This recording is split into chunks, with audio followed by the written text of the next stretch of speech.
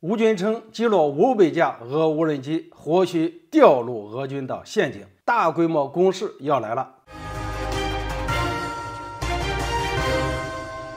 大家好，我是肖银华。俄军战术发生转变，短短2天被吴军击落84架无人机，是俄军的战术失败，还是另有深意？新年第一天，俄军就遭到了来自吴军的猛烈袭击。虽然俄罗斯国防部承认有89名士兵在这次袭击中丧生，但是吴军方面却认为真实数据并非如此，指出俄军的伤亡数在400人左右。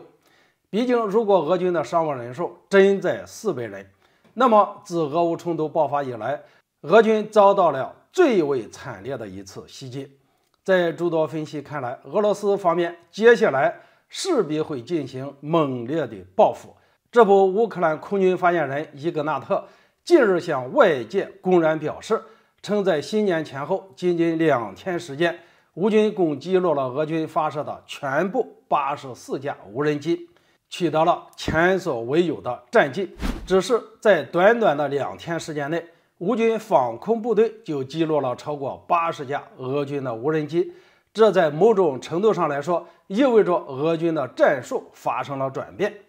要知道，按照伊格纳特的说法，自去年9月11号以来，乌防空部队总共也才击落了俄军近500架自杀式无人机。可如今，在短短的2天之内，乌方就击落了84架俄军无人机，这也说明俄军开始大量使用无人机对乌克兰发动袭击。那么问题来了，是不是说明俄军的战术遭遇到了失败呢？实际上，俄罗斯也对此举做了一些解释，表明这些所谓的自杀式无人机不过是一种诱饵，旨在消耗乌军昂贵的防空导弹。这不，乌克兰方面自己也承认，表明俄方高强度的空袭正在耗尽乌方的防空力量，尤其是无人机空袭严重消耗了乌防空导弹库存。由此可见，俄军大量使用自杀式无人机的根本目的，很可能就是为了消耗乌克兰的防空导弹，可谓是斩杀乌防空力量的诱饵。在我看来，消耗乌克兰的防空力量是俄军转变战术的重要原因，而最终目的是想对乌克兰的防空系统找出漏洞，